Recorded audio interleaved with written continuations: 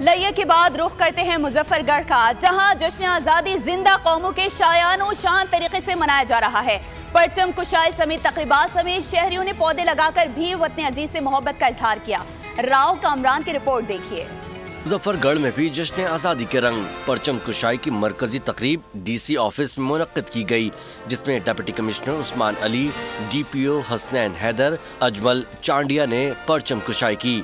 Police और rescue 1112 के दस्तों ने सलामी पेश की। इस मौके पर 1 मिनट की खामोशी इख्तियार की गई और सायरन भी बजाया गया। इस मौके पर जश्न आज़ादी के हवाले से पौधे लगाकर शजरकारी मुहिम का भी आगाज किया गया। आज हम सब मुनज़्ज़म हैं, इकट्ठे हैं और पाकिस्तान की तरक्की और खुशहाली के लिए अपना किरदार अदा करने के लिए इन तकारीब को मनाए जाने का एक वाहिद मकसद बस यही है कि हम अपने बच्चों को, अपनी छोटी नस्लों को ये पैगाम दे सकें कि हम सब को एक होना है। मुजफ्फरगढ़ जिला काउंसिल में केक भी काटा गया।